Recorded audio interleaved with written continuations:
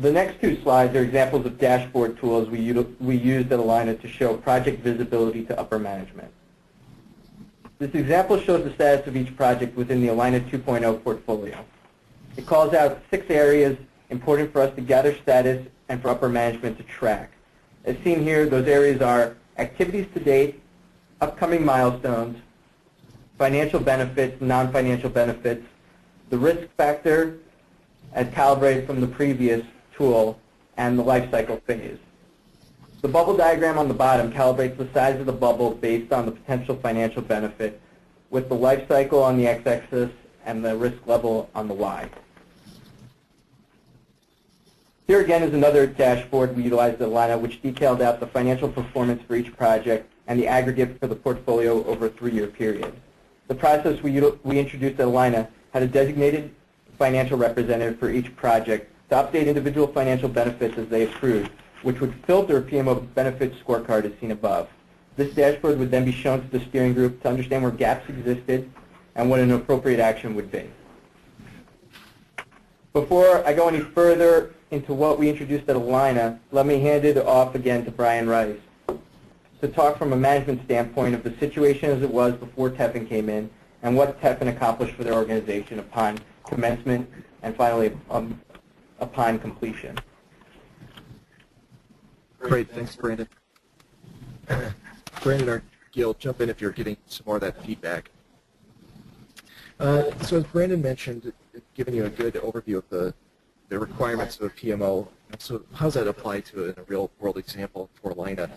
So when we kicked off the planning process in the beginning of 2009 and got into the spring and early summer, I think I offered up that the reality is it was a significant magnitude, and we did need some additional structure and resources to help us get consistency in the plans. And when Tefen came in, one of the eye-opening experiences for us as we get Allina was the recognition that we had a fair amount of variability in the level of project management, work plans, and then in coordinating and ultimately signing off on the financial value and benefit of the initiatives we're pursuing.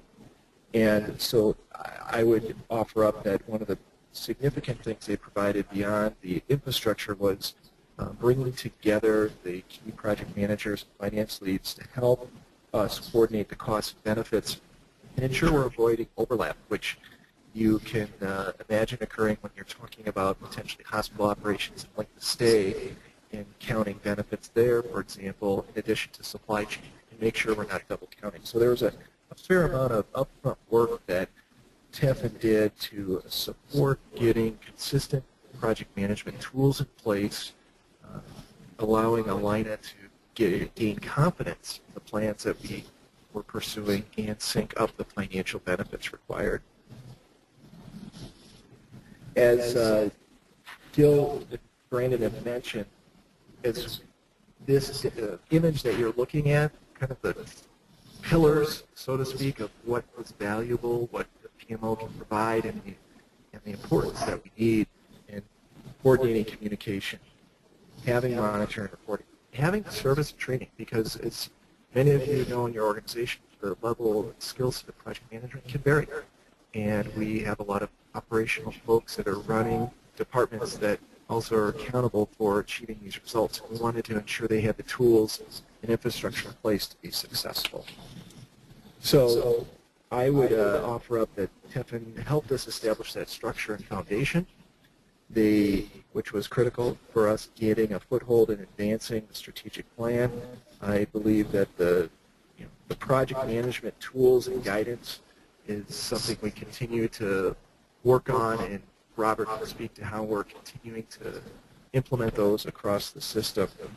But the coordinated and improved financial oversight and the tracking has been critical. The project management infrastructure is positioning us for success in executing against a variety of significant strategic initiatives. With that, I'll turn it back to you, Brandon.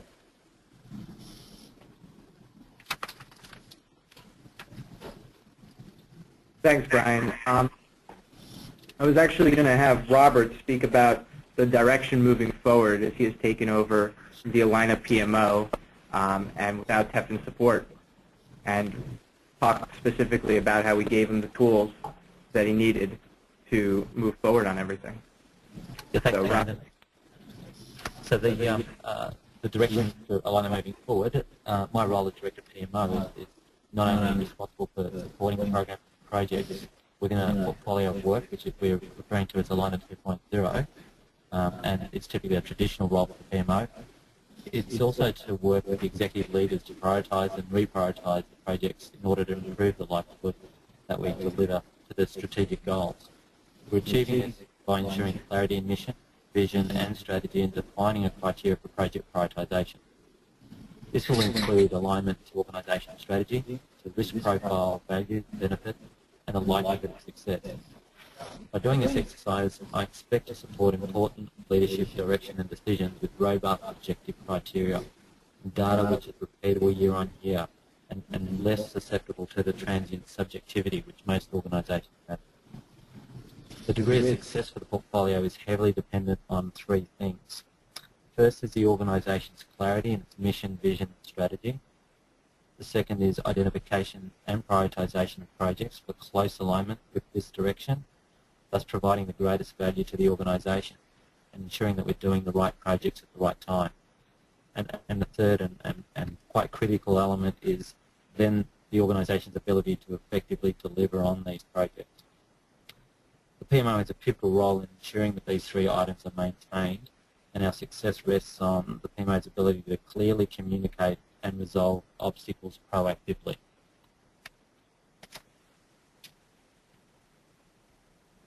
If I'll just speak to the next slide, the sustainability through continuous improvement. So a challenge that I have with this role is setting the bar high and keep calling for this difficult alignment and prioritisation activity to be undertaken. What I plan to do is to continue building from Tefen's original implementation model, and with the complexities within the organisation and the many obstacles and barriers to success, it's understandable that the first PMO model implemented is typically the first of many iterations. It can take years for a full maturity and project management practice to take hold within an organisation.